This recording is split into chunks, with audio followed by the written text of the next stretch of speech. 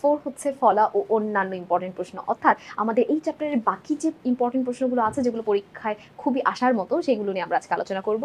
তো আমাদের প্রথম যে প্রশ্নটা আছে, দেখো প্রথম প্রশ্নে বলা আছে একটি মাত্র ধ্বনি বিশিষ্ট শব্দের উচ্চারণ সবসময় কেমন হয়? সবসময় দীর্ঘ হয়, সেটা আমরা কিছুক্ষণ আগেই জানতে পেরেছি। যখনই একটা মাত্র ধ্বনি বিশিষ্ট শব্দ থাকবে, এক অক্ষর শব্দ যেগুলোকে বলে, সেগুলোর ক্ষেত্রে আমাদের উচ্চারণটা একটু বেশিই হবে। কোন ব্যঞ্জন ধ্বনি বর্ণসমূহ উচ্চারণ অগ্রতালু? আমরা জানি অগ্রতালু মানে কি, আমাদের তালুর কথা বলা হচ্ছে। আর তালব্য ব্যঞ্জন হচ্ছে চ, ছ, জ, ঝ। চ বর্গীয় ধ্বনির আগে নিয় থাকলে এর উচ্চারণের বৈশিষ্ট্য কি রকম হয়? অর্থাৎ চ এর আগে যদি নিয় থাকে, সেটা উচ্চারণ কি থাকবে? বজায় থাকবে। বাদ বাকি কোনো ক্ষেত্রে কিন্তু উচ্চারণটা থাকে না, কিন্তু শুধুমাত্র চ এর আগে যদি নিয়টা বসে, সেই ক্ষেত্রে এটার উচ্চারণটা আমরা বজায় রাখবো। ঠিক আছে, এরপরে হচ্ছে ঋণ। ঋণ এর উচ্চারণ কেমন হবে? রি এর উচ্চারণ কেমন হয় আমরা সবাই জানি, রয় রসি রি। আর মূর্ধন্যয়ের উচ্চারণ তো থাকে না, সেটা দন্ত ন হয়ে যায়, তাই ঋণ। কোন বর্ণটির নিজস্ব কোনো ধ্বনি নেই? দেখো ক্ষীয়, গ, খণ্ডত্ব নাকি নিয়, কার নিজস্ব কোনো উচ্চারণ নাই? ক্ষীয়র নিজস্ব উচ্চারণ আছে, গ এর তো অবশ্যই নিজস্ব উচ্চারণ আছে, খণ্ডত্ব তার নিজস্ব উচ্চারণ হচ্ছে ত এর মতো, তার এটারও একটা নিজস্ব উচ্চারণ আছে। এটাকে একটা ধ্বনি বলা যায়। ধ্বনি বলা যায় না নিয়কে, কারণ নিয় মাঝে মধ্যে নিয়র মতো উচ্চারণ করে, মাঝে মধ্যে ইয়র মতো উচ্চারণ করে, অর্থাৎ এটার উচ্চারণ একবার এক এক রকম হয়ে যায়, মাঝে মধ্যে এটার উচ্চারণ থাকেই না। এই জন্যই বলা হয়েছে কি, কোন বর্ণটির নিজস্ব কোনো ধ্বনি নেই? নিয়র নিজস্ব কোনো ধ্বনি নেই, এটা শুধুমাত্র একটা বর্ণ, এর নিজস্ব কোনো ধ্বনি হয় না। এই বর্ণের উচ্চারণ কয় রকমের হয়ে থাকে? আমাদের এই বর্ণের উচ্চারণ হচ্ছে দুই রকমের। একটা হচ্ছে এর স্বাভাবিক উচ্চারণ, এ এর মতোই উচ্চারণ হওয়া, আরেকটা হচ্ছে এ এর মতো উচ্চারণ হওয়া। তাহলে এটা হচ্ছে তো দুই রকমের।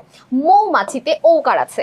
আমরা জানি মৌমাছিতে যেহেতু ঔকার আছে, এই ও সাধারণত রস্যু দিয়ে রিপ্রেজেন্ট করে, তাই না? ও যোগ রস্যু, ও। তাহলে এই জন্য এটা সঠিক উত্তর হবে 4, মৌমাছি।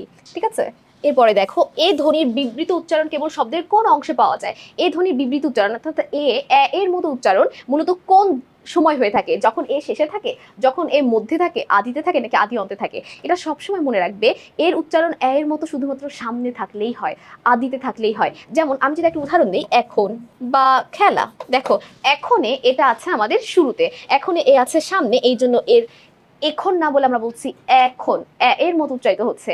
খেলা, আমরা খেলা না বলে বলছি কি খেলা, ক্ষয় জফলা আকার উচ্চারণ হচ্ছে। অর্থাৎ এখন এবং খেলা দেখলে আমাদের বুঝার কথা যে যখন এ বা এ কার শব্দের শুরুতে থাকে, তখন মাঝে মধ্যে এর উচ্চারণ কি হয়ে যায়? বিবৃত হয়ে যায়, এটার উচ্চারণটা ভিন্ন হয়ে যায়। বিবৃত উচ্চারণ মানে হচ্ছে এ এর মতো উচ্চারিত হয়, তাই এটা উত্তরটা হবে 3। বফলার উচ্চারণ নেই কোন শব্দে? বফলার উচ্চারণ এখানে কোথায় নেই বলতো? শ্বশুর যে শব্দটা আছে, শ্বশুরে একদম শুরুতে আছে বফলাটা। বফলা যখন শব্দের শুরুতে থাকে, তার কোনো উচ্চারণ থাকে না, বা তার জন্য কোনো বর্ণ দ্বিত্ব দিতে হয় না, দ্বিত্ব যায় না। ঠিক আছে, শ্বশুর এই বানানটাই আমাদের, যেটাতে বফলা শুরুতে থাকার কারণে উচ্চারণ হয় না। 32 নম্বর প্রশ্নটা, শব্দের মধ্যে বা শেষে বফলা যুক্ত হলে সেই ব্যঞ্জনের উচ্চারণ কি হয়? দ্বিত্ব হয়। অর্থাৎ একটু আগে যেমন আমরা শ্বশুর দেখেছিলাম, সেই শ্বশুর শব্দের শুরুতে ছিল দেখে কিন্তু দ্বিত্ব হয় নাই, বা এটার কোনো উচ্চারণই ছিল না।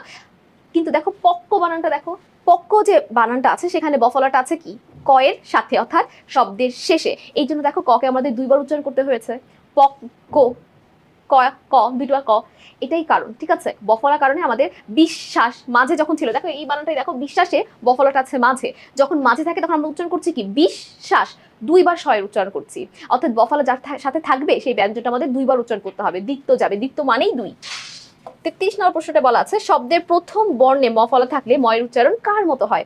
দেখো প্রথম বর্ণে যখন মফলা থাকে, ময়ের কোনো উচ্চারণ থাকে না।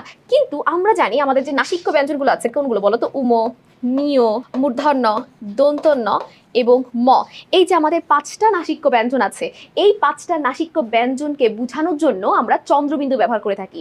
যখনই কোনো একটা শব্দের মধ্যে, ধরো কোনো একটা সময় নাসিক্য ব্যঞ্জন ছিল, এখন আর নেই, বা উচ্চারণ হচ্ছে না, সেটা বোঝানোর জন্য আমরা কি করি? চন্দ্রবিন্দু ব্যবহার করি। তাহলে আমাদের অপশনে দেখো, ময়ের মতো কখনোই না, মফলাত উচ্চারণ হয়ই না।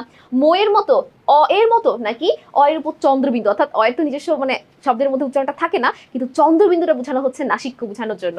এই জন্য আমাদের সঠিক উত্তর হবে 4, যেটার উপর চন্দ্রবিন্দু দিয়েছে, কারণ ম একটা নাসিক্য ব্যঞ্জন।